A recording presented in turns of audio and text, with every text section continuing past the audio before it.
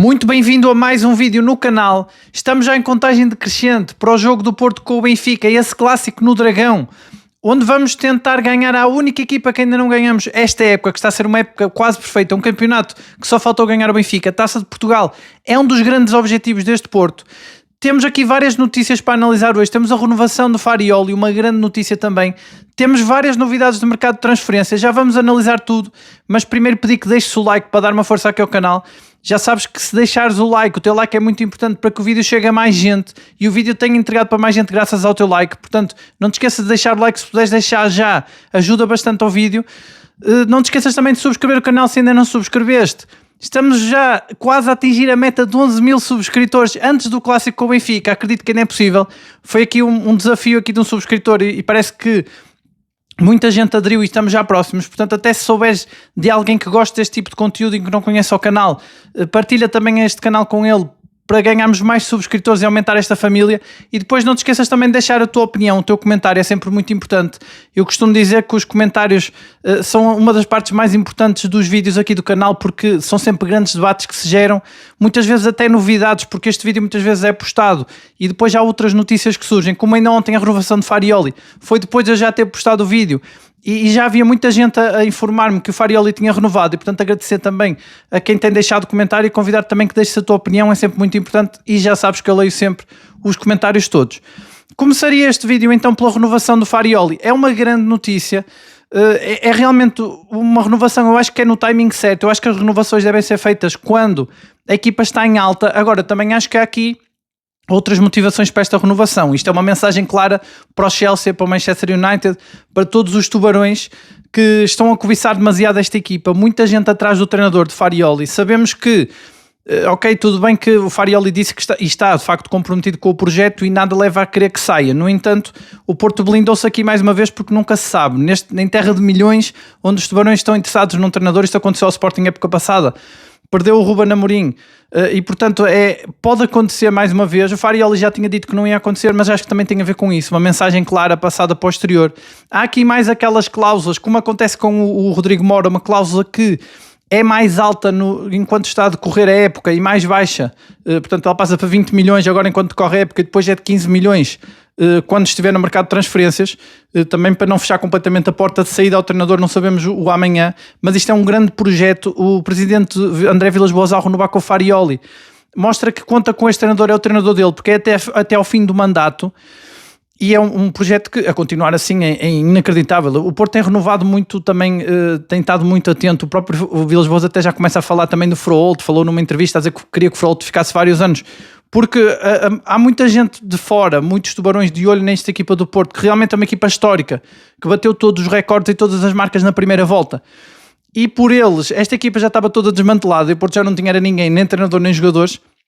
Mas esta direção realmente a blindar-se muito bem e até o sítio, o local onde é feita a renovação, mostra todo esse cuidado que tem havido de criar sempre uma narrativa, uma mensagem à volta. Não foi só uma renovação, ela foi na Livraria Lelo, que é uma livraria histórica com 120 anos no centro do Porto. O próprio Farioli a relembrar o quanto é portista, a relembrar o quanto a família dele é portista, ele já tinha dito isso na entrevista da semana passada. Que se perguntarem à filha dele, ela diz que é da família portista e ele próprio a dizer que está sempre com o Porto Canal ligado e que gosta muito de beber dessa cultura e de se sentir o mais do Porto possível. Realmente é um treinador que os adeptos sentem isso. Eu acho até muitas vezes, eu digo, mesmo naquela altura em que o Porto não estava a jogar tanto, mas estava a ganhar os jogos, os adeptos sentem quando há esse espírito ao Porto e esse treinador, o Farioli, realmente ele sendo muito perfeccionista taticamente, basta ver o tamanho também da equipa dele, ele é perfeccionista e vai a todos os detalhes. Também é perfeccionista nesse aspecto, até por isso que ele não fala português, tem tentado uma outra vez, mas eu já tenho dito aqui, nota-se que ele não quer cometer erros a falar português, é por isso que só de vez em quando é que diz uma outra palavra ensaiada, esse lado perfeccionista dele, mas que os adeptos gostam e que tão bons resultados têm dado. E ele acaba por anunciar mais um adjunto. Ele tem ali um aumento de salário também pouco, mas significativo, um pouco um sinal também. Renovar sem aumentar o salário não faria sentido. Acha que esta renovação tem a ver também com o jogo com o Benfica. O Porto está a pôr muito peso nesse jogo. Eu acho que é porque o Porto tem um grande objetivo, que é ganhar a taça e não só o campeonato. Acresce que é o tal jogo com o Benfica. Eu via muita gente, via em vários meios de comunicação, entrevistas, por exemplo, com o Aloísio e outros ex-jogadores, o Cheinho também e mais alguns, que dizem todos que de facto os clássicos são jogos muito fechados, jogos muito difíceis, o PP também disse isso, mas acho que é de facto, se olharmos para a história dos clássicos, é isso que normalmente acontece, mas se olharmos para a história do Porto, quando o Porto passa por grandes injustiças ou por épocas menos conseguidas, normalmente quando recupera é nestes clássicos que se agiganta, e acho que esse empate com o Benfica no campeonato soou os alarmes, e acho que Farioli quer muito compensar esse jogo, quer ultrapassar esse jogo com uma vitória contundente no Dragão. Acho que é essa a expectativa. Eu acho até que o mini estágio teve muito objetivo também esse jogo. Claro que não foi só isso, como dizia o Farioli, claro que aumentou o espírito de equipa, claro que foi para integrar o Tiago Silva, para treinar novas dinâmicas, porque na segunda volta, como eu digo, se o Porto tivesse a cabeça a prémio, quem ganhar ao Porto é um prémio, porque ninguém conseguiu ainda ganhar no campeonato. Mas o Porto realmente cria toda essa narrativa à volta, o sítio onde há a renovação, e realmente aumenta muito a expectativa, é uma época que está a correr muito bem, e o Porto, como sempre, atento a todos os detalhes, e agora o Farioli conta com mais um adjunto. Eu fui pesquisar quem era este adjunto, mais um, ele já tem uma equipa técnica muito, muito longa, parece que este adjunto é especialista, ele trabalhou com o Farioli em todos os clubes onde o Farioli treinou, só não veio para o Porto, chegou agora, não sei muito bem porquê, penso que ele tinha abraçado um outro projeto independente, não sei se na Real Sociedade, se não me engano, mas também se estiver errado podes deixar nos comentários, já sabes que eu leio sempre todos, e é sempre muito importante às vezes quando também corrigem, porque às vezes há um ou outro ponto que pode escapar aqui, mas ele é um adjunto que esteve nos clubes todos com o Farioli e era muito dedicado à parte individual. Ele aqui tem muitos jogadores para desenvolver individualmente, sabemos que o Farioli também se dedica muito a isso, o Samu é talvez o expoente máximo desse trabalho de Farioli, acho que o Mora também, embora o Mora seja mais polémico, porque o Mora já era um excelente jogador, um sobredotado ofensivamente, ele trabalhou, foi mais defensivamente, tornou mais um médio, não sei se isso foi tão bom, mas de facto ele trabalha muitos jogadores individualmente, evolui-os muito, como o próprio Froholt também, que o próprio Farioli diz que ele agora tem que aparecer mais na área para fazer gol, porque está a ser trabalhado para isso. É um técnico que sempre esteve dedicado a essa parte, mas as notícias indicam que, ao que parece, o trabalho dele vai ser mais tático e que ele não vai aparecer, pelo menos no banco de suplentes, vai ser mais um trabalho ali do centro de treinos, provavelmente na bancada, para analisar melhor os aspectos táticos. Mais um ponto no detalhe, o Porto, que até há uns tempos havia uma notícia que dizia que tinha até um ecrã gigante para mostrar as imagens aos jogadores durante o treino, e portanto é aqui mais um adjunto que o Porto dá ao Farioli, é mais um investimento, mas realmente o Porto a mostrar muita confiança neste treinador. O André Vilas-Boas também faz um bom discurso, a elogiar o treinador, tudo foi pensado a pormenor, tinha ali uns livros por baixo da bancada onde ele estava a assinar, do Dragão e do Porto, havia todo ali um simbolismo, a própria camisola do Porto também tinha ali um dragão que se alimentava a ele próprio, como se fosse um ciclo infinito, com o Farioli, a lembrar também o infinito que tinha na camisola do Tiago Silva, e portanto o Vilas-Boas também a mostrar muita ambição, e o Porto no mesmo dia que renova com o Farioli mostra também ambição ao lançar a camisola. Não sei se viste essa camisola eu achei muito bonita, é uma camisola, vai ser o quarto equipamento, é para o Porto utilizar na Liga Europa, é para celebrar os 15 anos da final de Dublin, onde o Porto ganhou com o André Vilas-Boas a Liga Europa, a última competição europeia que o Porto venceu. E portanto esta direção também não tem medo de mostrar bastante ambição, porque eu acho que esta celebração aqui dos 15 anos não é uma data assim tão redonda para ser festejada, poderia ser 20 ou 10. Acho que isto aqui tem um significado forte. Eu venho dizendo desde o início da época que os jogadores, em todas as entrevistas, há dois pontos em comum nas entrevistas de todos. São o Jorge Costa, quem é para dedicar o título, e a Liga Europa. Todos mostram ambição. Só o treinador é que é um pouco mais conservador nesse aspecto. Entendo, porque é sempre difícil. Aliás, ele houve aqui jogos da Liga Europa em que ele até jogou com os suplentes porque preferiu preparar-se para o campeonato. Mas realmente é que um desafio que o Porto lança, eu acho que fica mais na cabeça dos adeptos, que é para ganhar a Liga Europa. É muito complicado, ainda faltam muitos jogos, mas acho que aqui um aumento de ambição, e o clube também está a investir muito, mesmo em reforços, ainda agora com a chegada do Tiago Silva, do Pietuzewski, já vamos falar dos próximos reforços, já lá vamos. E acho que é uma camisola muito bonita, ela é ali amarela, lembra aquele amarelo que o Porto utilizava nos jogos fora, nessa época, uma época de ouro, que o Porto tinha uma equipa incrível, e o Porto fez o lançamento desse equipamento com o Varela. Achei interessante, eles fizeram ali num pub, penso que foi no centro do Porto, não sei muito bem onde é que foi, mas que era irlandês, para lembrar também a final ter sido em Dublin, foi contra o Braga, nessa altura também foi uma final histórica. O Braga que foi agora a final da Taça da Liga, enfim, não tem muito a ver, mas tem mais uma final esta época também, 15 anos depois da Liga Europa.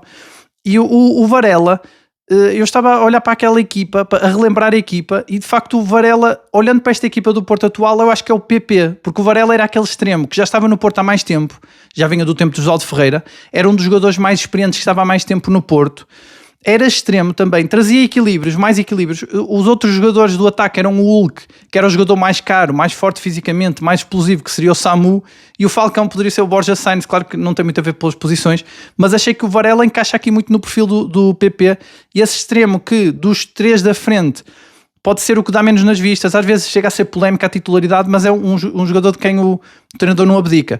E portanto o Porto, eu já tinha aqui comparado o Pablo Rosário ao Fernando, e agora tenho o PP que também faz lembrar o Varela. Não tinha pensado ainda nessa possibilidade, realmente nessa comparação, e até se achares que há outros jogadores que são parecidos com essa altura, se houver aqui uma comparação, claro que não, os jogadores são diferentes, as épocas são diferentes, mas eu acho interessante sempre essa comparação.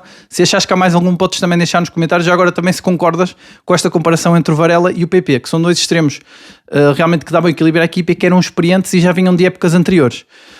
Por falar então nesta equipa no jogo com o Benfica, vai ser um jogo tudo ou nada para o Benfica. Eu já disse que isto é complicado, o Porto também vai tentar de tudo. Eu acho que o Farioli está a preparar a equipa para um Benfica defensivo, como aconteceu no outro jogo, mas isso aí, amanhã também vamos ter o vídeo com as declarações já do Farioli na conferência de imprensa, e acho que já vamos também tirar mais ilações. Ele costuma ser muito transparente sobre o que vai fazer no jogo seguinte, embora seja sempre difícil adivinhar o 11 inicial.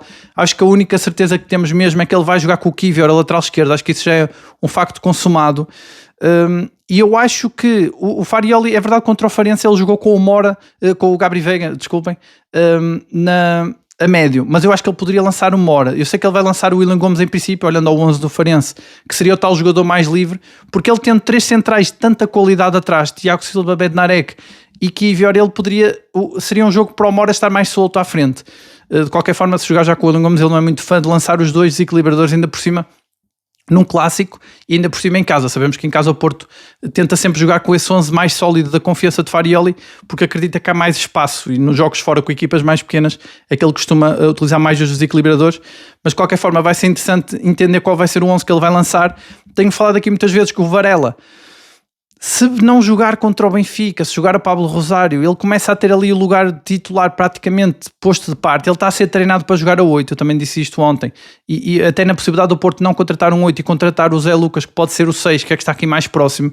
E como eu digo aqui, o mercado de transferências é difícil, o mercado de janeiro, e às vezes o Porto pode não ir buscar o Zé Lucas exatamente, mas um jogador com as mesmas características, e sendo um 6, fica ali com excesso de 6, ou Varela sai porque tem propostas, por exemplo do Galatasaray, e acho que aí vai depender muito da palavra do jogador. É óbvio que o Porto não vai querer vendê-lo, ele tem uma cláusula alta, é um jogador muito importante no plantel, mas de qualquer forma, se ele achar que está a perder espaço, pode querer sair ou então começar a jogar a 8. Há essas 2 possibilidades. O Martim Fernandes também tem propostas para ir para o Liverpool, vamos ver como é que ele vai reagir a isso, se ele vai querer ou não. Acho que a palavra é sempre do jogador, mesmo que o clube diga que não por causa da cláusula, não convém ter um jogador que não esteja a 100% na equipa. E o Martim está num processo oposto ao do Varela. O Varela vem perdendo oportunidades, o Martim vem ganhando. Portanto, não sei se o Martim provavelmente até está numa fase mais positiva e não quererá sair, embora eu acho que o Alberto Costa tem melhores condições, e com a chegada do Tiago Silva perde espaço. Ele agora não vai mais jogar a lateral esquerdo, porque o Kiwior já é o lateral esquerdo. E portanto não sei se o Martim quererá sair ou não. Vai depender muito do jogador, assim como o Mora também. Depende muito da palavra que o jogador der, embora eu acredito que o Porto está a fazer tudo para segurar os jogadores, tem essa narrativa de convencer tanto os reforços que vêm, como também tem com certeza de manter os jogadores do 11 e do plantel que mais jogam concentrados apenas no campeonato e não pensar em saídas. Esta renovação do Farioli também mostra isso. Depois há a notícia do Diogo Costa, é uma dúvida, ele não jogou contra o Farense. Eu ontem disse aqui que esse sinal, eu não tinha interpretado logo à primeira esse sinal, mas seria que ele ainda não estava 100% recuperado daquele choque que ele teve no Santa Clara com o Gabriel Silva, e que seria o guarda-redes do Cláudio Ramos. Em outras épocas não haveria esta dúvida, porque seria sempre o guarda-redes suplente a jogar na Taça, mas como o Farioli gosta de jogar com o titular na Taça e já o fez contra o Famalicão, fica aqui a dúvida se vai jogar o Diogo Costa ou não. Há notícias contraditórias, já vi notícias a dizer que ele vai jogar, notícias a dizer que não vai jogar. O Porto tem tido muitas conclusões esta época, vamos ver se ele vai jogar ou não. O Cláudio Ramos dá garantias, dá, mas acho que o Diogo Costa é outro nível, dá mais qualquer coisa, é o capitão, acho que tem outra qualidade. Vamos ver, o Porto não vai perder o jogo por jogar o Cláudio Ramos, mas acho que o Diogo Costa seria importante recuperar para esse jogo, mas também que joga 100% e que não joga 90%, aí é melhor jogar o Cláudio Ramos. Depois, em relação a este plantel do Porto, que está ainda no mercado de transferências, o Porto emprestou o Vera ao Nacional. Eu penso que ontem não cheguei a dar essa notícia, também ainda havia ali algumas dúvidas se ele ia ou não. mas acho que ele vai ser emprestado só até para terminar o contrato e o Porto não conta mais com ele, até porque Farioli renovando e ficando até 2028, acho que ele já não vai contar com o Verón. Acho muito interessante que o Porto mantenha o Filipe Silva como central, foi o único que ficou do mini estágio e era o jogador que ninguém esperava que ficasse, porque primeiro ele não foi de início, ele apareceu depois quando se confirmou a lesão mais grave do Francisco Moura. Ele é defesa central do lado esquerdo, também pode fazer lateral esquerdo, mas ele é central de pé esquerdo. O Porto tinha ali vários jogadores de sub-17 que alimentavam muita esperança. Muita gente comentava, desde o Midé, o Shelmy, o Bernardo Lima, havia ali vários jogadores. Inclusive ontem me perguntavam se o João Teixeira iria ter lugar no Porto ou não, se não seria uma boa aposta para jogar a 8. A verdade é que eu já tinha dito e confirmou-se, o Farioli não tem perfil, não é um treinador de perfil de apostar nestes jogadores de equipa B ou de sub-17. Ele realmente gosta de os utilizar para dar mais competitividade ao treino, mas não costuma lançá-los. Nós temos pelo menos esse histórico. O próprio Pedro Lima, no outro dia um amigo meu dizia que ele estava a jogar no Wolverhampton, por acaso ainda não vi nenhum jogo, mas ao que parece ele até está a jogar lá, mas o Farioli nunca lhe deu a oportunidade ali. Ele é muito exigente nesse aspecto e ele não tem perfil para apostar nos jovens, pelo menos para já. Basta ver, por exemplo, o Rodrigo Mora, era o jovem que levava a equipa às costas a época passada e mesmo sendo uma estrela não é titular no Porto. O Farioli deu-lhe a titularidade aqui, houve momentos em que ele foi titular, mas nunca foi titular absoluto. Não é muito treinador de apostar nos jovens. Temos o Alarcón como exceção, mas jogou muito pouco e portanto é raro. O Farioli não é de apostar muito nos jovens, mas o Filipe Silva continua. E aquilo que eu já tinha dito na altura com o Gabriel Braz, por exemplo, que era o central do lado direito, agora o Filipe Silva central do lado esquerdo. O Farioli dá muitos sinais quando chama estes jogadores, assim como quando colocou o Caramó a ponta de lança no jogo da Taça da Liga contra o Vitória de Guimarães.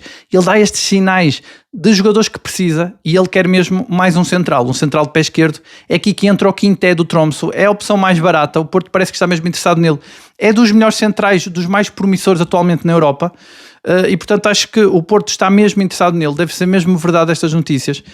Como eu digo, está por horas a contratação, o Porto está a demorar muito porque este mercado de janeiro é realmente mais difícil. Se não for o Quinté, vai ser alguém com as mesmas características, um central de pé esquerdo, jovem, porque o Porto vai contratar mais um central, porque o Kiwior vai começar a contar como lateral. Penso que o Zaidu já não conta aqui nesta equipa do Porto, penso que quando ele chegar já não vai ter espaço, mas acho que o interessante também temos que ver que o Farioli também estava a tentar adaptar a 8, chegou-se a falar disso, ele próprio chegou a falar isso numa conferência de imprensa. Pode ter espaço a 8 se o Porto não contratar, mas em princípio o Zaidu já não deve ter muito espaço neste plantel. E o Farioli também é muito exigente em relação a treinos, ele teve muito tempo na CAN, mas realmente o Porto passa a ter o Kiwior como lateral esquerdo. Francisco Moura é o suplente do Kiwior, mas depois, quando houver algum problema na defesa, no centro da defesa, como eu dizia ontem, por exemplo, imaginemos que o Bednarek se lesiona ou que o Tiago Silva se lesiona ou são expulsos, vai ser o Kiwior que vai voltar para o meio e o Francisco Moura é que vai jogar do lado esquerdo. Ou seja, não é esse central que vai ser contratado, nem o Perpites que vai entrar. Vai haver ali bastante rotação, a tal polivalência que o Farioli gosta, só que o Farioli também gosta de ter uma boa profundidade no plantel e é por isso que ele quer mais um central de pé esquerdo. E o facto do Filipe Silva ainda estar na equipa, surpreendentemente, acho que tem mesmo a ver com isso e portanto podemos contar com o Quinté como reforço, ou então algum jogador com as mesmas características dele, um central jovem com muito promissor. E o Perpites aqui também terá uma palavra a dizer, em princípio estará à frente de qualquer reforço que chegue, será mesmo para dar profundidade, uma vez que o Kiwior agora se desloca para o lateral esquerdo, pelo menos enquanto forem os três titulares, Tiago Silva, Bednarek e Kiwior. Quando algum deles tiver que sair, aí vai haver mexidas, mas não com o jogador diretamente daquela posição. O mesmo vai acontecer no meio campo, e é por isso que o Porto está muito virado para o Zé Lucas. Mais uma vez, pode não ser o Zé Lucas, pode ser outro jogador com as mesmas características, um jovem que seja 6, que seja promissor e que aprenda bastante com o Pablo Rosário, que vai ser o 6 do Porto do futuro, e depois vai passar o legado para esse jogador e poderá ser o Zé Lucas ou outro. O Varela pode jogar mais a 8, ou o próprio Pablo Rosário também pode jogar a 8, porque é bastante polivalente e vai ser mais por aí que o Porto se vai reforçar, até porque, mais uma vez, acho que surpreendentemente, mas já havia bastantes sinais, cada vez são mais. O Porto vai gastar a maior parte do seu orçamento de reforços de inverno num ponta de lança. O Lorenzo Luca, que eu ontem dava conta aqui, parece que agora o Benfica está mesmo interessado nele, parece que está mesmo a avançar até para um empréstimo, portanto, penso que é um empréstimo por 2 milhões, nem é muito caro.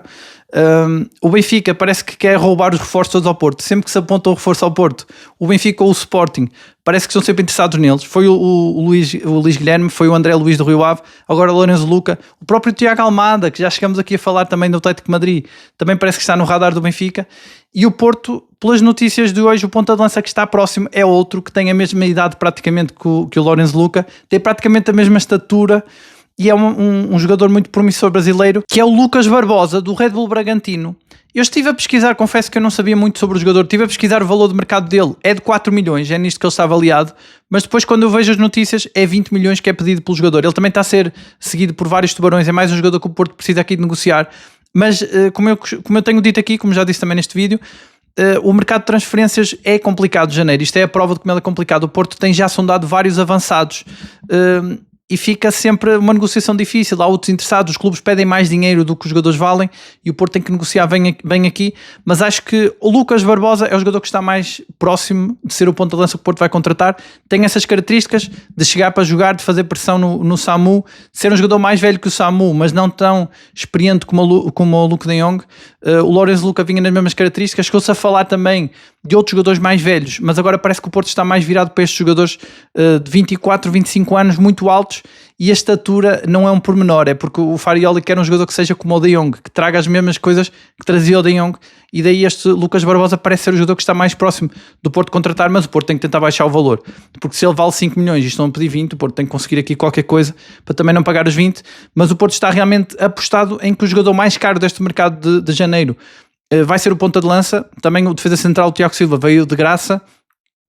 O Piastuzewski, que ainda não foi aprovado pela FIFA, impressionante, era um reforço que podia trazer qualquer coisa com o Benfica também e empolgar também mais, entrar na segunda parte, com certeza não ia ser titular, porque PP e Borja Sainz até deve ser suplente neste jogo e o PP é que vai jogar e portanto ele só entraria na segunda parte, mas é de facto o Porto aqui, como eu já tenho dito, acabou por se antecipar e era esta burocracia também que parava um bocado os tubarões, e o Porto acaba por pagar esse preço de se antecipar para ficar com o jogador, mas acho que é um preço que vale a pena, que é justo. Acho que ninguém critica este timing, porque se o Porto esperasse pelos 18 anos, provavelmente já não ficava com o jogador, porque ele tem muito talento e muitos clubes atrás dele, e acaba por atrasar um bocado aqui a estreia dele.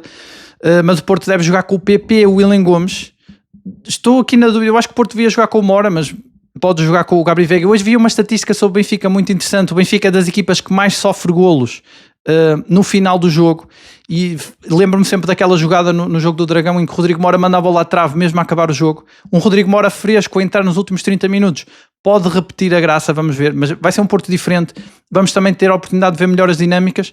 Acredito que o Benfica vai mesmo jogar defensivo como jogou no Dragão, mas acho que não vai cometer o erro de jogar exatamente igual, porque senão acho que o Porto aí vai atropelar completamente, porque o Porto fez um mini estágio com essa tática do Benfica na cabeça, e acho que este jogo com o Benfica deve ser o primeiro jogo em que o Porto tem tanto tempo para se preparar antes do jogo acontecer esta época, e portanto acho que o Porto, ainda por cima na máxima força, tem tudo para fazer um grande jogo. Há essa expectativa, mas é verdade que clássico é clássico e é sempre um jogo tripla e é sempre complicado, apesar de ser no Dragão e haver toda essa expectativa, estádio cheio, esgotado.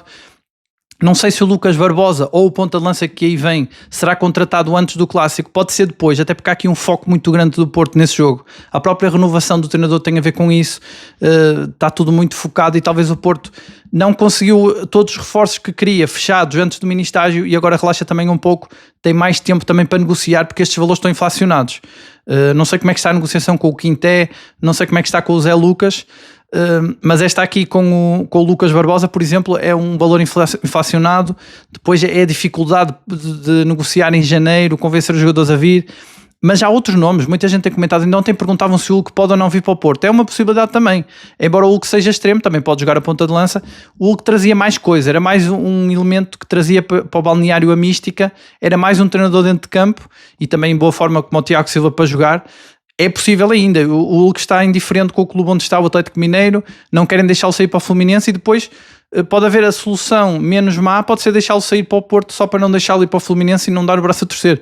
E o Porto aqui pode também conseguir convencê-lo. Não sei se o Porto está nas negociações com ele ou não, mas temos visto aqui nos comentários do canal que acho que todos os portistas gostavam de o ver de volta ao Porto, e acho que ele também aceitaria, mas o Porto tem que negociar. Não sei se o Porto está ou não atento. O Porto negocia também muito no sigilo. Sabemos que havia aqui outros nomes, muitos nomes que eram apontados a 8 para o Porto contratar, como o Mazoukitis, por exemplo, e outros nomes que têm sido sugeridos aqui não têm sido tão falados. Acho que o Porto está mais virado para o 6, vai gastar mais dinheiro no ponta de lança. Lucas Barbosa é o que está mais bem encaminhado. E depois um defesa central, que é surpreendente, mas o Porto pode contratar 2 centrais neste mercado de janeiro. O Farioli não facilita defensivamente, é um dos pontos fortes do Porto e que o treinador trabalha melhor.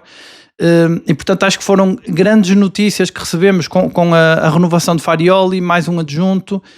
Diogo Costa pode estar apto, a equipa na máxima força, focada nesse jogo com o Benfica, e eu volto amanhã então com mais um vídeo, já com a análise, a antevisão do Farioli, a conferência do Farioli. Ele dá sempre muitas pistas, é sempre muito rico as conferências dele. Estou muito curioso para ver o que é que ele diz, como é que ele faz o lançamento desse jogo, sabendo que é contra Mourinho, que é um dos reis das conferências de imprensa, e portanto é sempre interessante ver aqui o ping-pong entre os dois, como é que eles vão lançar este jogo, em que o Benfica é o tudo ou nada para o Benfica e acaba por ser para o Porto também, porque o Porto tem muita ambição esta época, como se vê na apresentação da camisola da Liga Europa, e quer ganhar um jogo a uma equipa que é a única que ainda não ganhou em Portugal este ano, e está-se a preparar muito para isso, portanto vai ser um grande jogo. E de resto já sabes, deixa o teu comentário, a tua opinião, eu leio sempre os comentários todos. Não te esqueças de deixar mais nomes, podes sugerir o que é que achas destes 3 reforços, que eu acho que são os que estão mais próximos. O Lucas Barbosa principalmente, que é uma novidade aqui, é a primeira vez que falamos dele no canal. O que é que achas deste jogador? Se achas que o Porto devia virar-se para outro ponta de lança?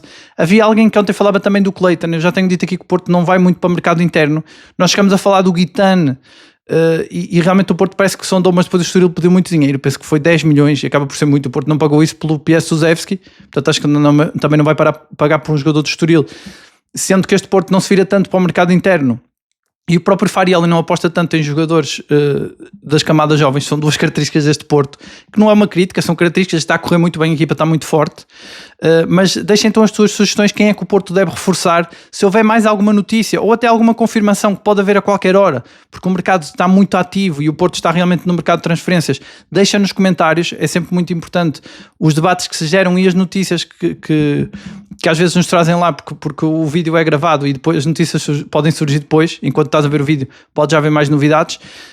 E de resto é isso, não te esqueças de deixar o like para dar uma força ao canal e também para o vídeo entregar para mais gente. Não te esqueças de subscrever o canal se ainda não subscreveste e de partilhar com alguém se já subscreveste, que saibas que gostas deste tipo de conteúdo, para tentarmos chegar a essa meta de 11.000 subscritores antes do Clássico.